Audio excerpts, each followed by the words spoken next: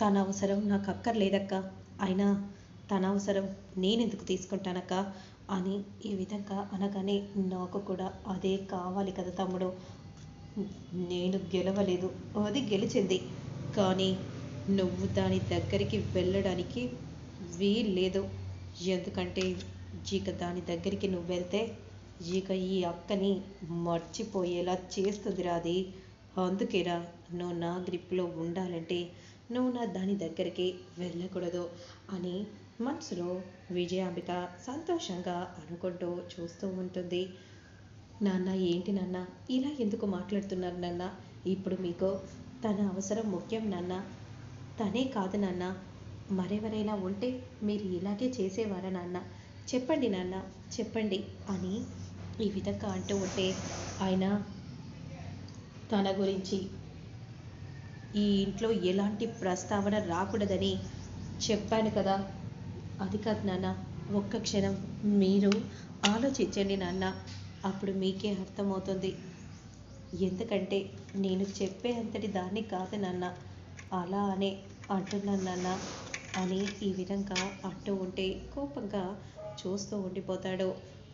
Please నాన్న, ఒక్క క్షణం మీరు అమ్మ గురించి ఆలోచించండి. ఎందుకంటే ఇది మీ కెరియర్ నాన్న, కెరీర్ గురించి మీరు ఆలోచించాలి కదా నాన్న అని ఈ విధంగా అంటూ ఉంటే, అంటే నువ్వేమంటున్నావు రూపా? నా తమ్ముడు దాని దగ్గరికి వెళ్ళాలా? అలా జరగదు, అలా ఎప్పటికీ జరగదు అని కోపంగా అంటూ ఉంటుంది. మీరు ఆపుతారా అత్తయ్య? మీరు ఓడిపోయారు, కానీ మా నాన్న ఇప్పుడు సీఎం పదవిలో ఉన్నారు.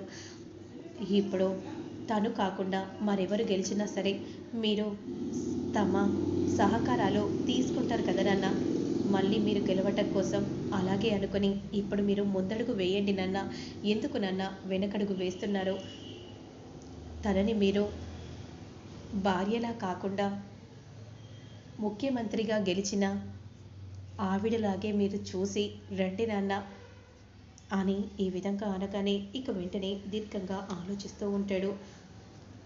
నా తమ్ముడు మారిపోతాడా ఏంటి అని మనసులో విజయాంబిక అనుకుంటూ కోపంగా చూస్తూ ఉంటుంది. నువ్వెన్ని చెప్పినా సరే నా తమ్ముడు మాత్రం దాని దగ్గరికి వెళ్ళడు. ఎందుకంటే పగ, ప్రతీకారం, కోపం ఎప్పటికీ అలాగే ఉంటుంది కాబట్టి. నాన్న ప్లీజ్ నాన్న, మీరు సీఎంగా ఉన్నారు నాన్న. ప్రజల సంక్షేమం కోసం మీరు ఎప్పుడు ఎల్లవేళలా కృషి చేస్తూ ఉంటారు కదా నాన్న.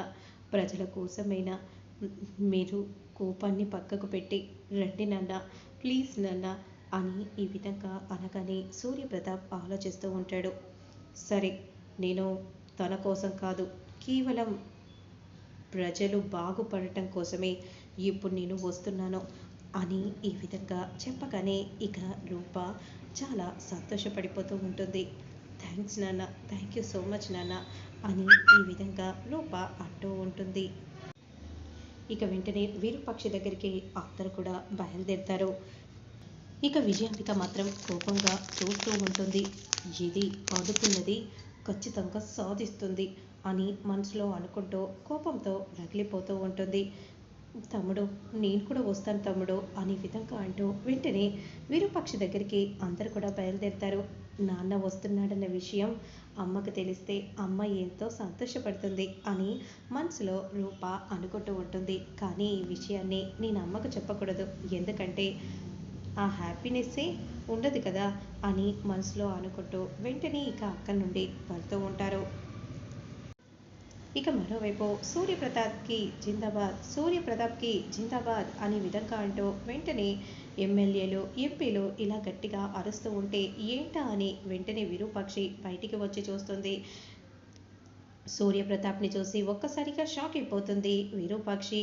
పెద్దయ్య గారేంటి అమ్మగారి దగ్గరకు వచ్చారు, ఏమై ఉంటుంది అని మనసులో రాజు అనుకుంటూ అలానే షాకింగ్గా చూస్తూ ఉంటాడు. నేను సంబంధం కలుపుకోవటానికి ఇక్కడికి రాలేదు, ప్రజల కోసం నీ సహకారాలు అందటం కోసం వచ్చాను, ఇక పదండి అని అంటూ వెంటనే అలా వెళ్తూ ఉండగా అసలు సూర్య ఏం మాట్లాడుతున్నాడు అని అర్థం కాక షాకింగ్గా చూస్తూ ఉంటుంది. ఏంటమ్మా ఇంకా ఏం ఆలోచిస్తున్నావు? నాన్నకు నీ అవసరం కావాలమ్మా, పద అమ్మ అనే విధంగా అనగానే వెంటనే సూర్య అని పిలువగానే సూర్యప్రతాప్ వెనుతిరిగి విరూపాక్షిని చూస్తూ ఉంటాడు. సూర్య, నీ గెలుపులో నేను కాస్తైనా పాలు పంచుకుంటున్నాను, నాకు చాలు. పద సూర్య, నీ అడుగు జాడల్లో నడిచి నిన్ను నేను గెలిపించుకుంటాను. అక్కర్లేదు, కేవలం నిన్ను ఒక అభ్యర్థురాలుగానే నేను చూస్తున్నాను. నువ్వు కూడా నన్ను సీఎం లాగే భావించి నువ్వు చెయ్యాలనుకున్న పని చెయ్యి అని ఈ విధంగా అనగానే, నాన్న అలా మాట్లాడి బాధ పెట్టకు నాన్న. అమ్మ రూప, నేను ఎందుకు మాట్లాడుతున్నానో, ఇలాంటి మాటలు ఎందుకు వస్తున్నాయో నీకు బాగా తెలుసు అనుకుంటా. ఇప్పుడు ఇవన్నీ ఎందుకు, పదండి అని అంటూ ఇక వెంటనే అక్కడి నుండి బయలుదేరుతూ ఉంటారు. విజయాపిక మాత్రం చాలా షాకింగ్గా చూస్తూ ఉంటుంది. పాపం నా కొడుకేమో జైలు పాలైపోయాడు, వాడిని నేను ఎలా బయటికి తీసుకొని రావాలో అర్థం కావట్లేదు. నేను ముఖ్యమంత్రిగా గెలిచి నా కొడుకును బయటికి తీసుకొని వద్దామనుకుంటే ఈ విరూపాక్షి గెలిచింది. నా ప్లాన్స్ అన్నీ కూడా దీనివల్ల తారుమారైపోయాయి అని మనసులో అనుకుంటూ కోపంతో రగిలిపోతూ ఉంటుంది. ఇలాగే చూస్తూ ఉంటే ఖచ్చితంగా వీళ్ళు ఒకటైనా ఒకటవుతారు.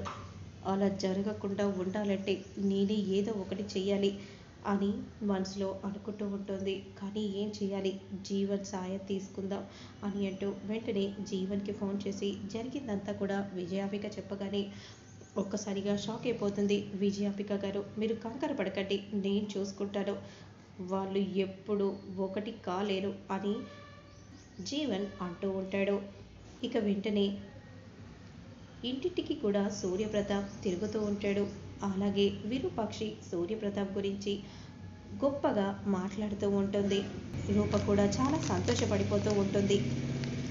ఇక ఈ విరూపాక్షి వల్ల నా తమ్ముడు గెలిస్తే ఖచ్చితంగా ఇక వీళ్ళని ఒకటిగా ఉండటం ఖాయం. నేను ఏమీ చెయ్యలేను కాబట్టి ఇక ఎలాగైనా సరే ఆ విరూపాక్షిని ఏదో ఒకటి చేసి తప్పించాలి అని మనసులో విజయాంబిక అనుకుంటూ ఉంటుంది. వెంటనే ఇక జీవన్ ఫోన్ చేస్తాడు. ప్లాన్ అంతా కూడా చెప్తూ ఉంటాడు. సరే జీవన్, నువ్వు చెప్పినట్టుగానే నేను ఇక్కడ అన్నీ కూడా అరేంజ్మెంట్స్ చేసేస్తాను అని అంటూ విజయాంబిక వెంటనే కాల్ని కట్ చేస్తుంది. విరూపాక్షి, ఇక ఈ రోజే నీకు ఆఖరి రోజు కాబోతుంది, నిన్ను ఎవ్వరు కూడా కాపాడలేరు అని విజయాంబిక నవ్వుకుంటూ వెంటనే ఇక అక్కడి నుండి వెళ్తూ ఉంటుంది.